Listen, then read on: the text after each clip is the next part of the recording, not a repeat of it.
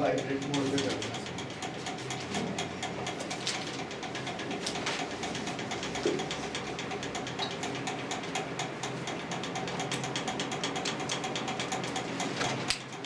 आपने वैसे तो पढ़ा होगा जो भी हमारा पोस्टर था तो इसका, तो उसमें लिखा हुआ था कि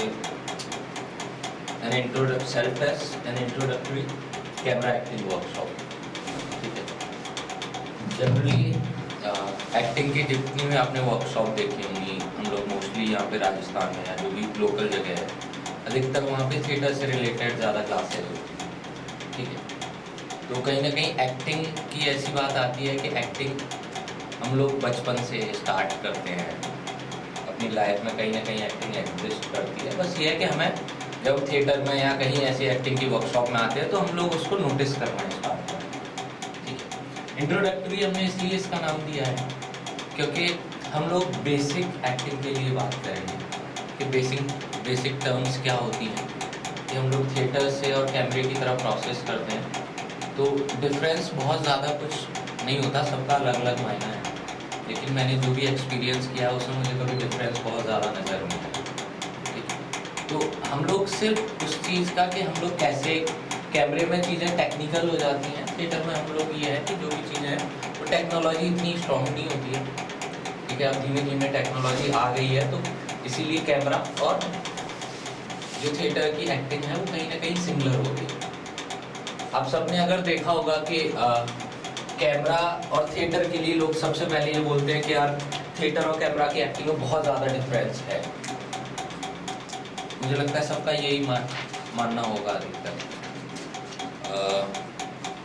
थिएटर में बोलते हैं कि यार हम जब भी ऑडिशन पे जाते हैं तो सामने वाला बोलता है कि यार लाउड एक्टिंग कर रहे हो, क्योंकि थिएटर में हमें सिखाया यही था।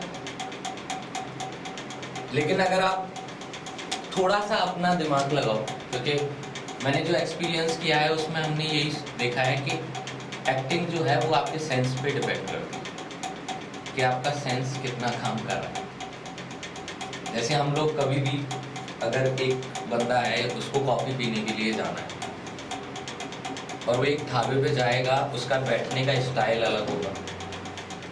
हो सकता है पैर कुर्सी के ऊपर ही रखे और वो छोटू को बड़ी तेज आवाज में बोलेगा, छोटू चाय या कॉफ़ी लेकर के आ जाए। ये मैं जनरल लाइफ की बात कर रहा हूँ।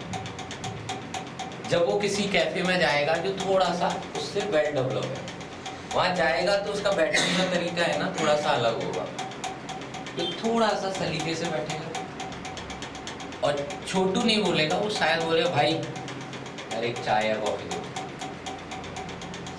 फिर वो थोड़ा सा ऐसा जहाँ लाइटिंग वाइटिंग है और एक अच्छा कैफे है जहाँ और भी कपल्स वगैरह बैठे हुए, वहाँ जाएगा बड़े सादगी से बोलेगा कॉफ़ी मिलेगी। और जब उसको 5 स्टार होटल में भेज दिया जाएगा तो इंग्लिश उसके अंदर से अपने आप निकल आएगी, एक्सक्यूज मी कॉफ़ी मिलेगी। तो ये चीज़ें हैं, ये मैं जनरल लाइफ की बता रहा हूँ। यहाँ हमें कोई ये नहीं बोलता कि हमें कैफे में कैसे करना है, हमें ढाबे पे कैसे बात करनी है, हमें 5 स्टार होटल पे कैसे बात करनी है, ये कोई नहीं बताता, हमें कोई इंस्ट्रक्शन नहीं देता।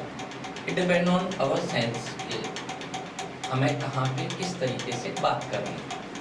ठीक है, सेम हम लोग कैमरे की एक्टिंग में भी देखते हैं, इवन थिएटर की एक्टिंग में भी देखते हैं कि हमें एक सिचुएशंस दे दी जाती है कि हमें इस तरीके से वर्कआउट करना है। लाउड की बात करते हैं तो लाउड में क्या होता है कि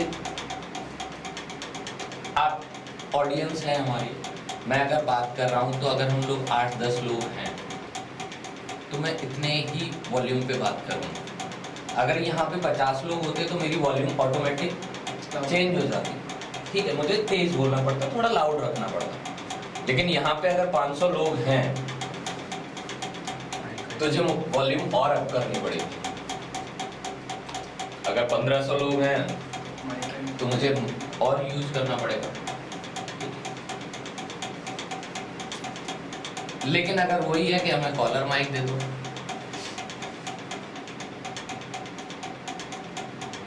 उसके बाद तो हमें चिल्लाने की जरूरत ही नहीं है।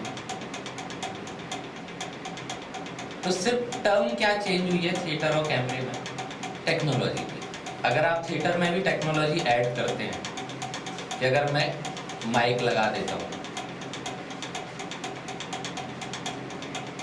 तो मेरे पास जो ऑडियंस है ना, एक्टर की और ऑडियंस की जो डिस्टेंस है वो यहाँ पे आ गया है ऑडियंस, क्योंकि मुझे सिर्फ धीमी आवाज़ करनी है और चारों तरफ जाएगी। अगर मेरे पास वो माइक नहीं है तो मुझे लाउड बोलना पड़ेगा।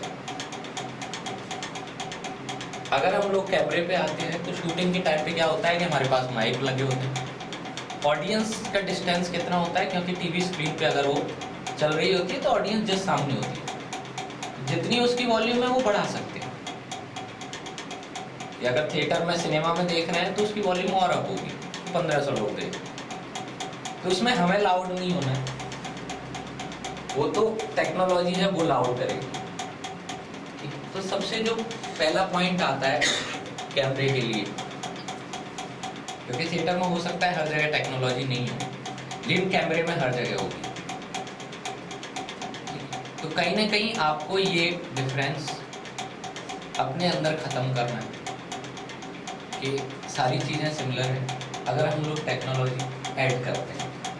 और जो एक्टिंग में भी जो भी प्रॉब्लम आती है कि हम लोग कई बार थिएटर कई टाइम से करते हैं, 5 साल 10 साल 15 साल 20 साल, और कम से कम 1-1 घंटे के स्क्रिप्ट होती है, हमें याद होती है, हम लोग फंबल नहीं मारते हैं और जाते जैसे ही शोज स्टार्ट होते हैं और हम लोग बोलने लग जाते हैं। लेकिन जैसे ही ऑडिशन की बात आती है या कैमरे पे शूट करने की बात आती है, कई बार 1 पेज की स्क्रिप्ट होती है, हम पहली लाइन में 10 बार फंबल मार देते हैं। तो कभी सोचा है कि ऐसा क्यों होता है? नर्वसनेस। किस बात की? शायद अपन कई फैमिलियर, उससे तो फैमिलियर थे थिएटर से, हाँ इससे शायद नई चीज़ लगती है, अपन पहली बार उसको फेस करते हैं, इसलिए ऐसा हो सकता है। ठीक है।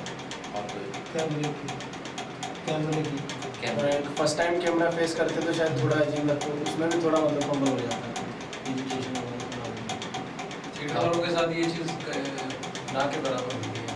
अच्छा, तो लाइव ऑडियंस फेस करते हैं तो कैमरा उनके लिए, हाँ हालांकि नई बात होती है लेकिन वो उतना एजुकेशन नहीं होता है।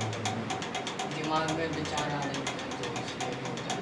किस चीज़ को विचार के मतलब कैमरे के सामने आए हैं और मतलब कोई हमें देख रहा है तो वो विचार भी कभी कभी आ जाते हैं। और कोई अंकित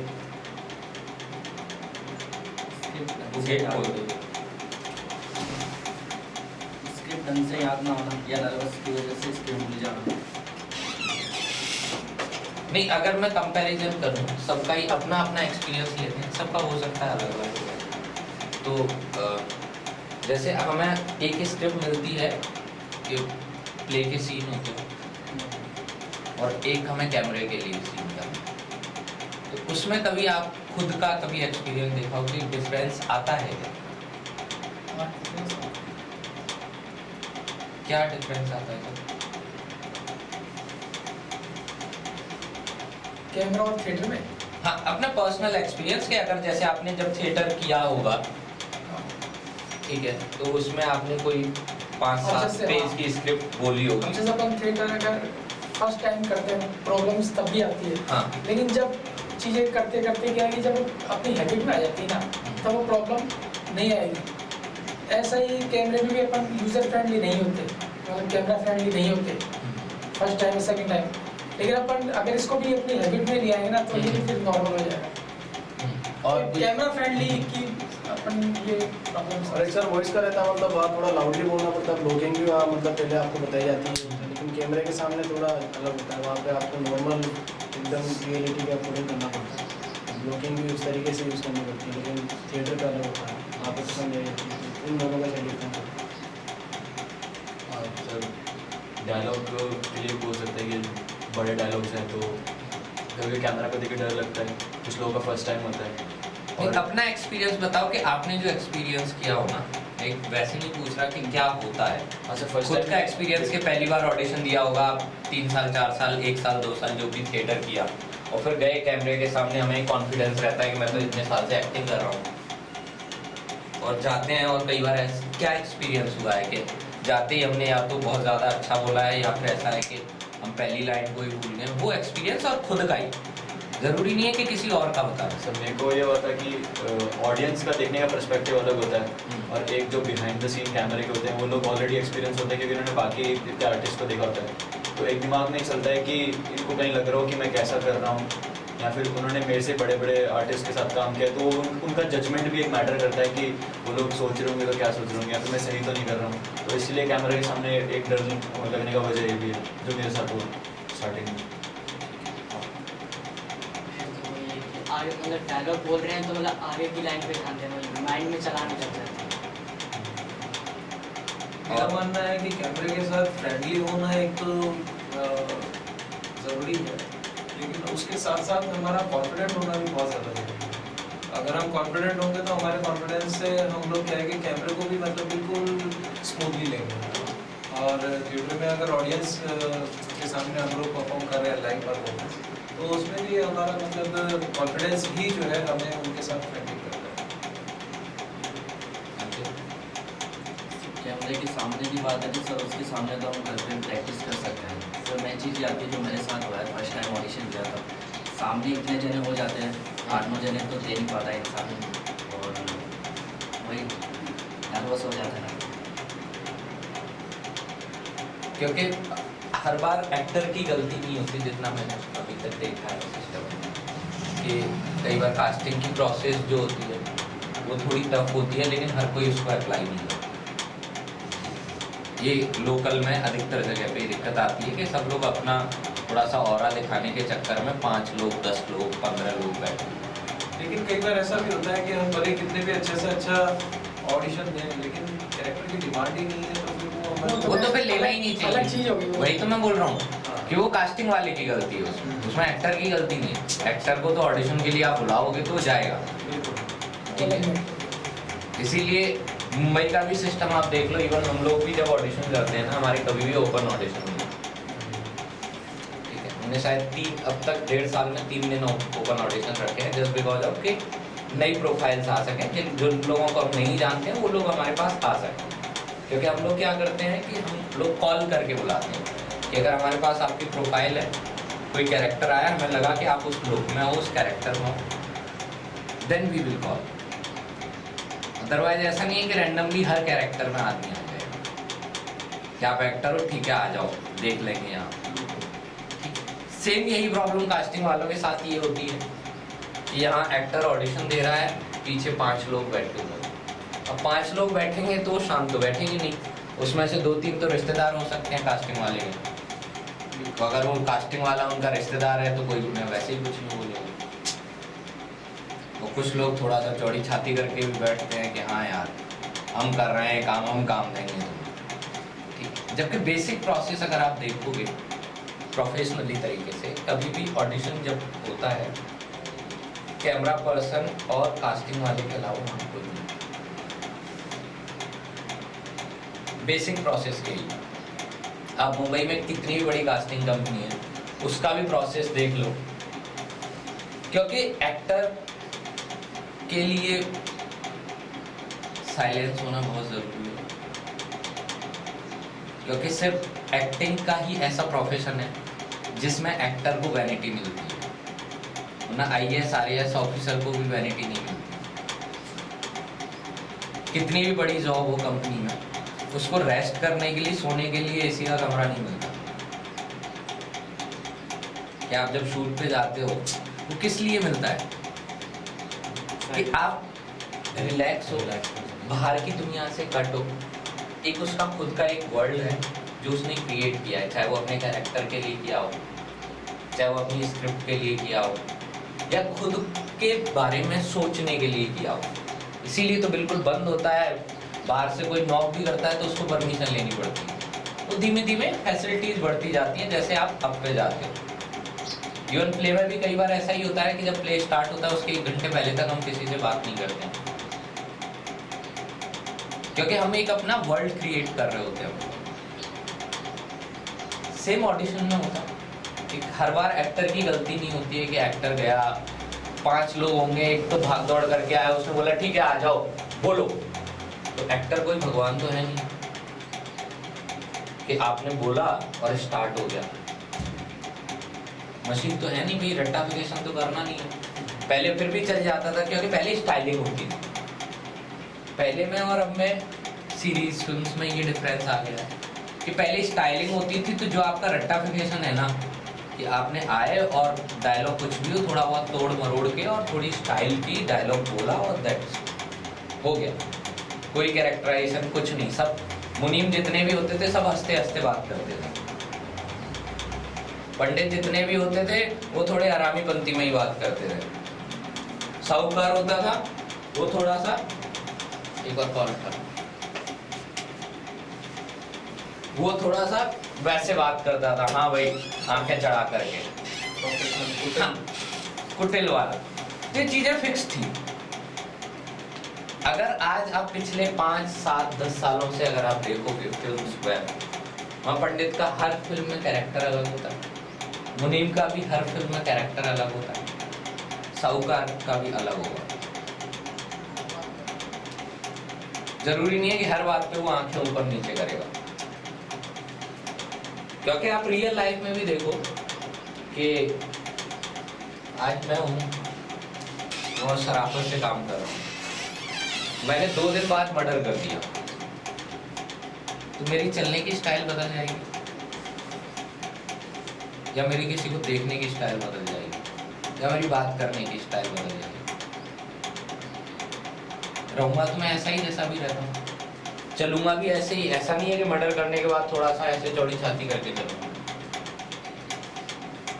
आप रियल लाइफ में भी देखो ना, जो मर्डरर होते हैं या दादागिरी करने वाले होते हैं, जरूरी नहीं है कि दादागिरी करने वाला हर बात पे ताव यूं करेगा, लेकिन हमने स्टाइलिंग वाली जो एक्टिंग थी पुराने टाइम पे स्टाइलिंग कर रखी, लेकिन अभी आप देखोगे कि वो शांत होकर के भी वो डराता है। अगर फैमिली मैन आपने देखी होगी तो मनोज वाजपेयी बातों से ही डरा देता, उसको ज्यादा अलग से कुछ एक्सप्रेशन देने की जरूरत नहीं है। हाँ, अगर आप इसमें भी देखोगे गैंग्स ऑफ वासेपुर में किसी ने ताव नहीं दिया कि मनोज वाजपेयी भी आता है चल चल चल चल चल जाओ बंदूक लाया, और वो भी पिट रहा है और वो पीट भी रहा है। मिर्जापुर में भी काफी। तो जितने भी आपने देखा होगा कि पहले की जो थी स्टाइलिंग होती थी कि सिंघम में वो बोल मारता है सिंघम उसको, जो उसका विलेन का जो बंदा होता है, और वो बोलता है और मार सिंघम, लेकिन उसी जगह गैंग्स ऑफ वासेपुर में जब वो मारता है ना तो वो रोता ही है, बोलता है भाई छोड़ दे मेरे को।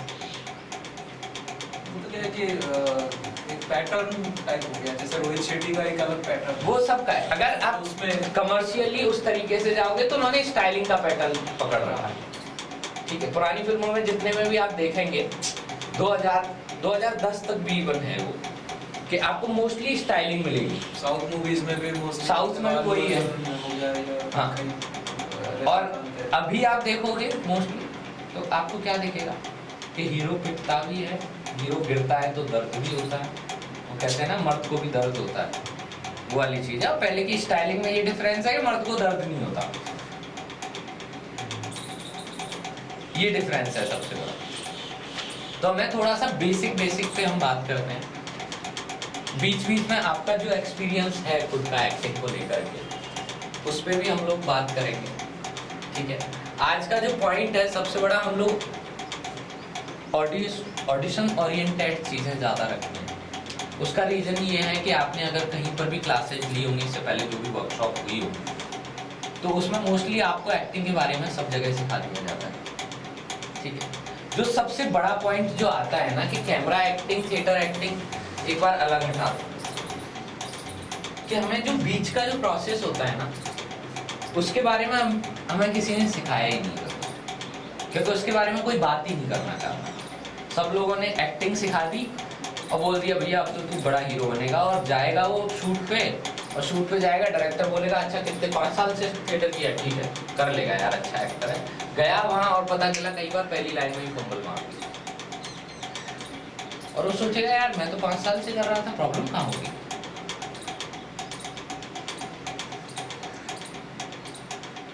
क्योंकि कभी किसी ने बताया ही नहीं है कि सेट पे करना क्या होता है। अभी Z+ वाले शूट में 2014 में हमारे साथ हुआ था, वो एक ही मतलब डायलॉग पूरा ये वसीयत भी हाल ही में सामने आई है, वो बोलते हैं हाँ उनको उसमें मुस्लिम का कैरेक्टर था ना, तो कोई हाँ करीब 2 घंटे लगे थे उनको एक लाइन क्लियर करने में। द्विवेदी जी बहुत नाराज हुए थे उसमें। तो वही है वो, क्योंकि हमें आदत पड़ जाती है बिल्कुल साइलेंस की। हम जब थिएटर में करते हैं कि कोई बीच में टोकता नहीं है, तो हमारा जैसा अच्छा जा रहा है तो भी कर रहे हैं, बुरा जा रहा है तो भी कर रहे हैं। लेकिन जैसे ही आप कैमरे पे करते कट कट कट क्या बोल रहे हैं, और पता चला आप डायरेक्टर कुछ नहीं बोला, पीछे से कोई स्पॉट वाला अरे भैया चाय ले लो, और तब तक आधा सा मूड आपका उधर चला गया। ठीक है, तो पहली बात कि जो छोटी छोटी चीजें हैं, कॉन्फिडेंस तब डेवलप होगा जब आप कैमरा फ्रेंडली होंगे। ये मुझे लगता है सभी के लिए सिमिलर चीज। ठीक है, कि एक्टिंग हमारी बाद में आती है, चाहे हमने थिएटर में किया हो या घर पे किया हो। मतलब मैं ये बोल रहा हूँ सर, मेरा एक्सपीरियंस है अभी तक का, जो लोग एंकर होते हैं, जो लाखों की भीड़ को पकड़ लेते हैं, बात करते हैं, एक भी फंबल नहीं मारते, उनके पास कोई स्क्रिप्ट नहीं होती, वो दूसरी लाइन में जाकर के अटक जाते हैं ऑडिशन। मैंने अब तक 50 लोगों को ऐसा देखा है। जो लोग बड़े बड़े लेक्चरर होते हैं, जो अपने स्टूडेंट्स को इतने टाइम से पढ़ा रहे होते हैं, और वो किसी के सामने नहीं डरते हैं कभी, लेकिन जैसे ही ऑडिशन पे आते हैं दूसरी तीसरी चौथी लाइन में है ना, फंबल नहीं मारेंगे ना, तो वो ऐसे करेंगे कि हाँ मैं जा रहा था और फिर मैं उसके बाद ऐसे हो गया। और वो उसके लिए सबसे बड़ा पॉइंट होता है आपका कैमरा फ्रेंडली। एक्टिंग बात की चीज है,